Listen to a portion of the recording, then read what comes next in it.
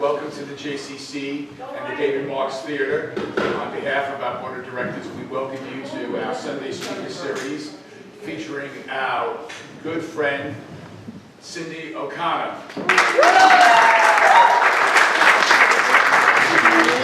And Chris and Danny.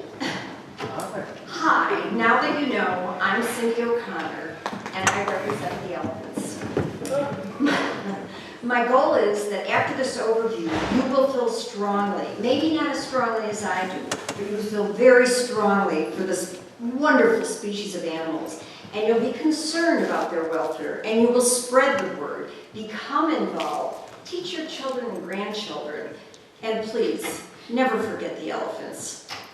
I just want to mention that outside in that room on the table, there's things about the elephants, including some books of mine that I would strongly recommend you consider. One is Daphne Sheldrick, who you'll hear more about, her story of her life.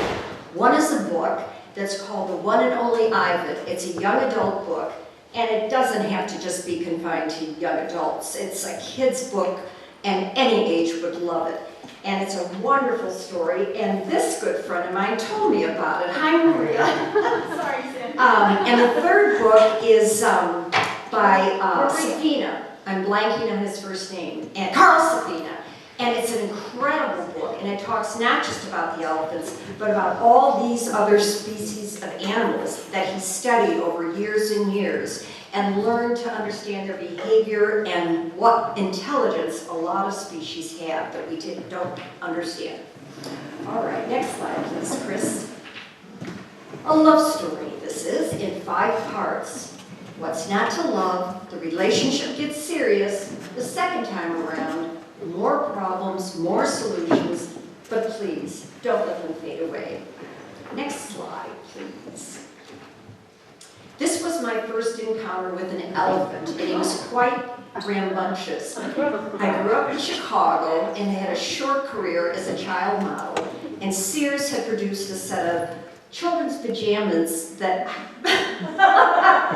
that were like African elephants and cheetahs and lions. There I am in my cheetah pajamas, and that was Peter Pan, who was a very rambunctious guy, and he had caused some trouble before I got there, but he waited for me for his big act. After that shot, which the photographer thought was perfect, Peter didn't like it, and he swung his trunk back, walked me on the behind, and sent me flying across. Hello, elephants. I wasn't hurt, but I was a little shook up, as you can imagine. Well, my mom, who was a real animal whisperer, she was from a farm in Dubuque, Iowa, I said to her, Mom, why did you do that? And she said, he doesn't want to be here, Cindy. He wants to be at home with his mother. I was imprinted. Okay, next slide, please.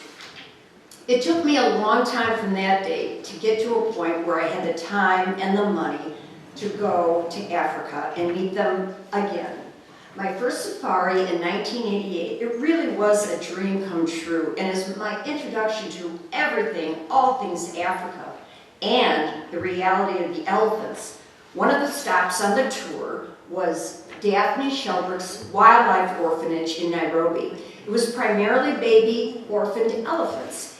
Why would elephants need an orphanage? I began to find out. The poaching crisis that was existing long before I got there and is still existing now was killing primarily the matriarchs because they came in a group. I mean, the males, I'll tell you more about that later, but they wanted their tusks. There was a tremendous amount of underground trade for terrorists all across the world. At that point in China's culture, to have carved ivory was the epitome of wealth.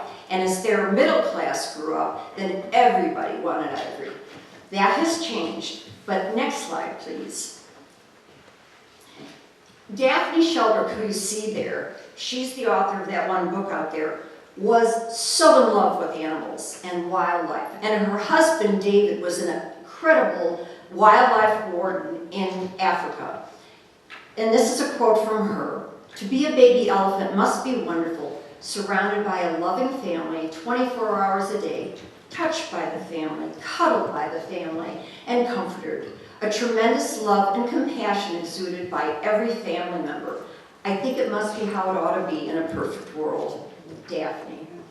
David died early, and Daphne wanted to honor him, and she started the David Sheldon Wildlife Trust in Nairobi.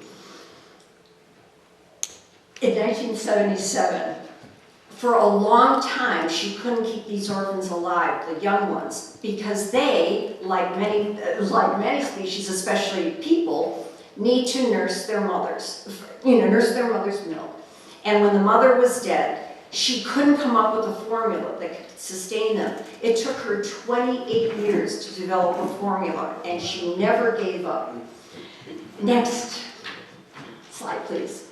And here's why. Many reasons to love elephants. They're the largest land mammal on Earth. It's a matriarchal society. When the boys are about 12, 13, they take off and they go off and they wander on their own. Sometimes they'll hook up with other bulls out in the wild, but they don't tend to, pair around because they all have one thing in mind and they don't want any competition. I'm sure I don't have to explain. Yeah. But the matriarchs, the mothers, the aunts, the cousins, they travel together in big herds, and they are amazing. Their society is so sophisticated, so much more than I even learned back then.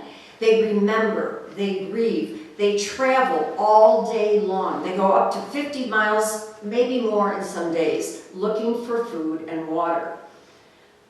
They have a language that they can communicate with. We used to think they trumpet or they whipper or whatever those sounds are. It's amazing. They can even communicate through vibrations in the ground that we wouldn't even be aware of. They are so intelligent. You'll see more about that later. And elephants grieve. You've probably heard that. It's remarkable. They'll even an animal that they don't know, an elephant that they don't know, they'll come across the bones.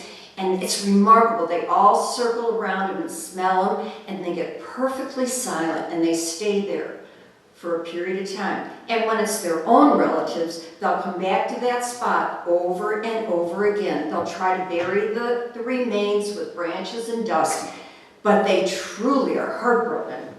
And elephants remember. Next slide, please. See that picture up there? That's down there too. It's a funny looking picture, but if you were in a place where the elephants are comfortable with you and you're comfortable with them, and you can approach them, if they don't back away, they'll smell you. You go back there in 20 years, they'll remember you through their sense of smell. Some of my friends that I met. Is that you? Yeah. Oh. Next slide, please. Excuse me. You can read the facts. In the early part of the 20th century, there were approximately, think about that, that's not that long ago, 5 million African elephants. Now there are 400,000. Best survey, Paul Allen, one of the founders of Microsoft, took him years to get it organized, but he did an aerial census over Africa with, years and years to count the population, so it's heartbreaking. 50 elephants are killed every day, about one every half an hour. The statistics when I started with this was one every 15 minutes. Next slide, please. The business of poaching. It's a huge business. $7 billion to $10 billion a year.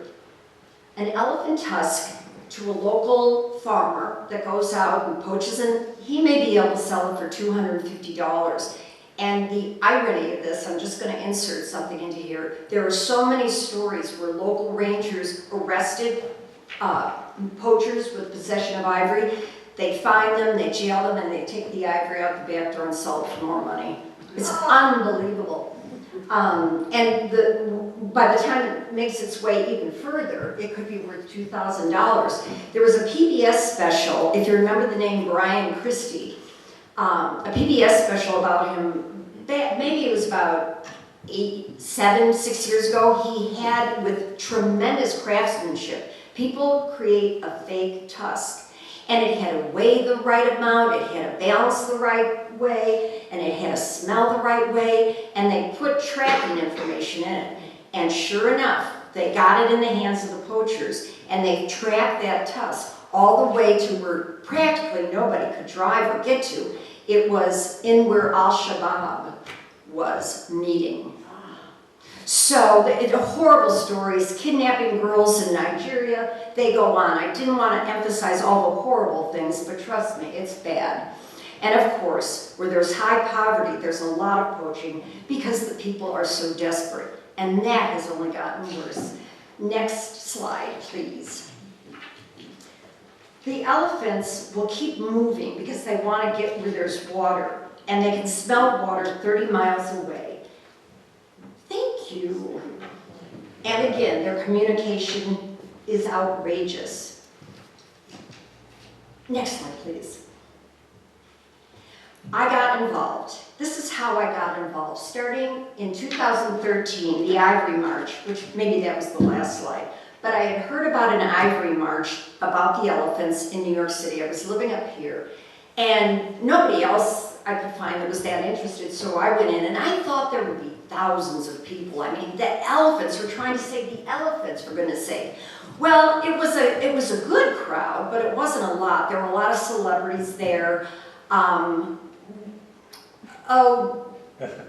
trying to think. Well, they're not as important as the elephants, but I was amazed by the celebrities. But we started over at Navy Pier, and we marched all through New York City. And what was unbelievable was the number of stores that we passed. And this wasn't by design. There were just that many antique stores, etc., that had carved ivory figurines in their windows. So we ended up over by the United Nations, and all the big guys like Brian Christie and all these people that had been doing this their whole life. By the way, he's a photographer, National Geographic. You've probably seen his work. He's incredible. They did a presentation, they did speeches, and it was so energizing. So I came home after that, and I decided I had to get more involved. Well, I had met people that day and befriended some people, and then I heard that there was a bill that was going to be proposed to the New York State Assembly that would prohibit the ownership, purchase, sale, or even transport of illegal ivory. And I called or wrote in, both I guess, to the New York State Assembly and said I wanted an opportunity to testify.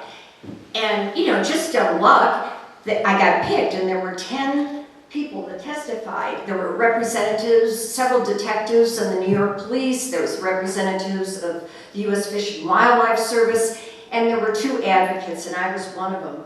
And when I did my closing remarks, I asked the assemblyman if I could approach the bench, and he said, yeah, he sort of was like that. And I went up and I had antique ivory that was my grandmother's, and then my mother's, and now mine. And I smashed it right there, and I have to tell you, it's hard to do that. You understand, I understood immediately, like, how it could be such a good medium for carving. Well, it was a very emotional day, and that was in January, and then the bill was signed into law on August 12th of that year, which is World Elephant Day, and we declared 2014 the Year of the Elephant. It was a big thrill. So the law was passed for both New York and New Jersey because they share a common port. Next slide, please. I'm sorry, there is one other thing that's not a thing that I wanted to say. I organized a petition, and for those of you that might recall, we had a new pope. I'm just aware that we have a new pope, and he was very different from previous popes, and he issued his encyclical, and the point of his encyclical was to talk about the environment and human beings being in harmony with their environment, and that man did not have dominion over the animals, that he was to work with the animals. And so I decided to write a petition to get 10,000 signatures, which took a long time, but I did it and sent it to the Pope to ask him to speak out about this poaching of elephants and other wildlife. Actually, I did that, and then the encyclical came out, and I know it wasn't because of my petition, but serendipity, I couldn't get over it, like, well, I should do more petition. So I didn't want to stop there. So I decided to organize an ivory crush in New York City. I petitioned Took me about 6 months to get in to see the New York State Senator Brad Holman, because he was the senator for the district where Times Square was. And I did a lot of research. I had to talk to the U.S. Fish and Wildlife people in Denver, because there had been a big ivory depression in Denver, and a lot of the stored ivory was unavailable. And then I had to talk with some part of the police divisions up in Albany, because they had lots of ivory, but for all these cases that still had to be prosecuted, they didn't want to give it up because they needed it for exhibitions for evidence in these upcoming trials. Well, don't say no to me. We did it. We got a ton of ivory, and these machines that they had to bring to crush the ivory, these aren't like machines that tear up roads. They were unbelievable, and I only put this one picture up, but if you could see these conveyor belts of elaborate carved statues, cufflinks, everything in the world you can imagine made out of ivory. And we did, and of course, when the presentation came, everybody all of a sudden was in there. The head of this, the head of that, the head of this. Everybody was, you know, talking about how important it was to protect the elephants. We were back there in the third row, I mean the third mezzanine, but it was worth it. It was a wonderful experience. And the following year, there was another ivory crush in Central Park, but I didn't have anything to do with that one. Okay, next slide, please. This was the petition. Anyway, we got 10,000 people fired up, enough to sign it. And I did that through change.org, and it was very exciting, I'll just say that. Okay, we can go on, Chris, thank you.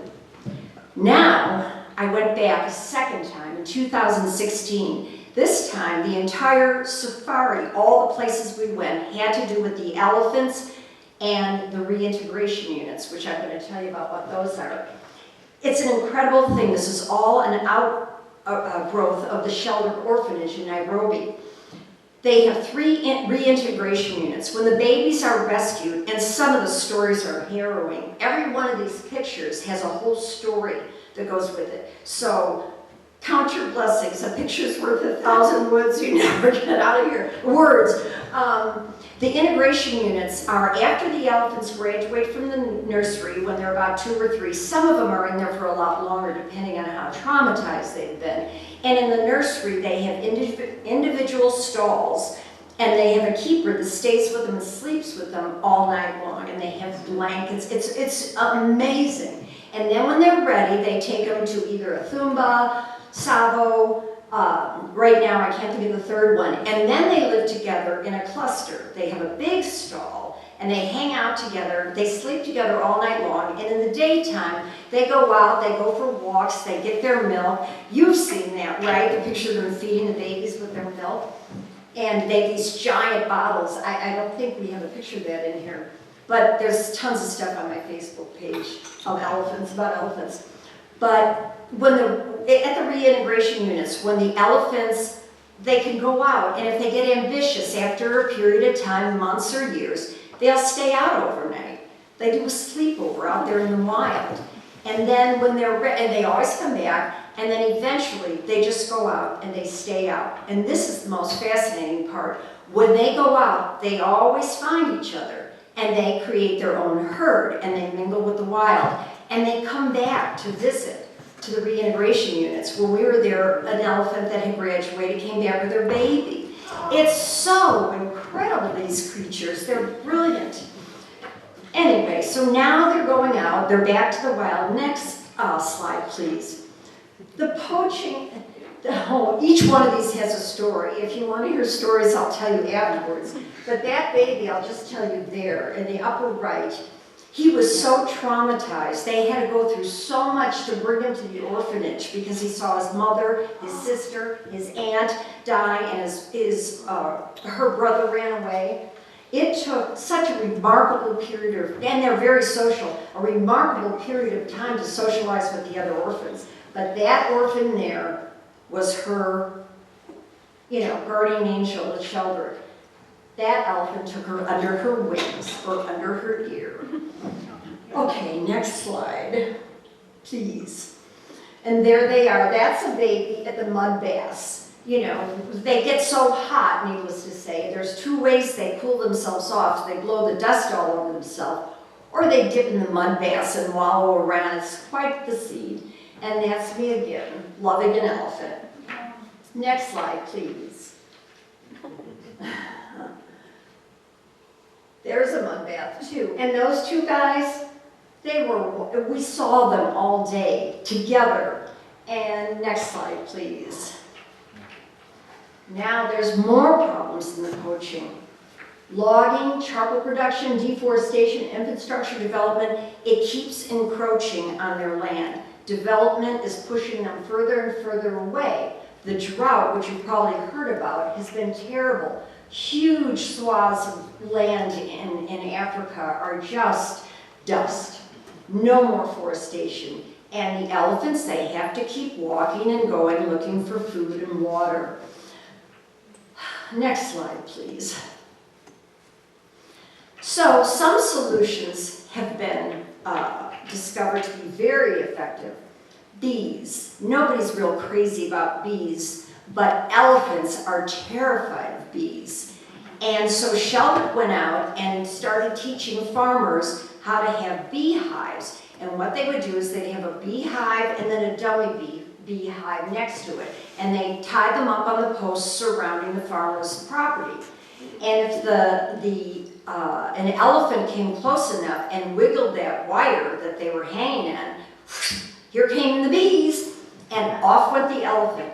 That process has been so effective for a number of reasons, 80% effective, and now the farmers have more income, and the farmers have become more friendly with the neighborhood farmers, and they became a great source of intelligence, too, of illegal activities, because they are being helped. It's been very hard with a lot of the farmers in the human-animal conflict, because the animals are charging into their farms and eating their whatever they grow and scaring the wildlife away, the livestock away. Drones is something that's very new that the shelter organization is using, because they can go where men cannot, and people cannot, and the poachers don't spot them, and the elephants are, as you can see in that picture on the right, you know, are oblivious. And canine units, which once again are amazing because they can sniff out ivory tusk buried. They only have 7 of them, and they've been phenomenally successful. They can sniff out guns. They can find, you know, you've heard stories about canines with everything. They can find anything. Next slide, please. So, as I was starting to say, some positive trends are starting to take shape. It is unbelievable, the change with China. When I got involved with this, there was no way that anything was going to change with China. And their demand for ivory just kept going down. It is now less than half of the pre-ban levels. 18% of consumers surveyed intend to purchase ivory in the future, a significant drop from 43%. Next slide, please. So, here's what you can do to get involved. You can foster a baby elephant.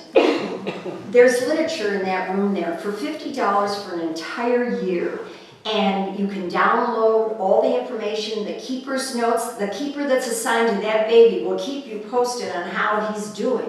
And think about all the things you give your kids and your grandchildren that they don't need or end up going off to Goodwill. Give them a baby elephant. I just adopted a baby rhino. So it's really fun to follow their journey once they've been rescued.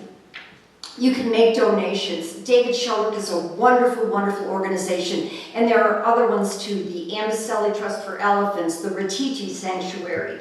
And spread the word. You know, I mean, there's so many horrible things we talk about, and you can warm up people's hearts to talk about the elephants. And you can say, if they're interested, why don't you adopt one? Okay. Remember, you don't want your grandchildren or your great-grandchildren to wonder what an elephant was. Think about that first slide with the number of African elephants there were at the beginning of the last century and what there are now. We don't want to just show the picture book. Okay. There you go. Now, I had mentioned before about how smart they are and how they remember and how they communicate. I have a fabulous little video. Susan, you've seen this. So, if you're ready, take it away, Chris. Of course, the commercial. Brought to you by.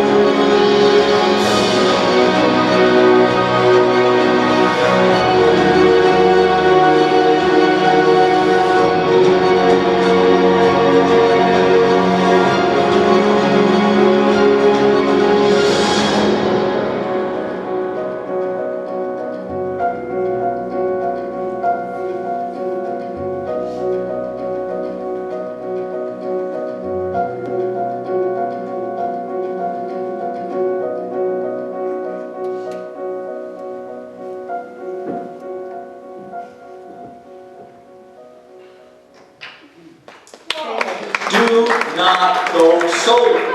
Not before. Don't go solar. I thank you and the elephants thank you.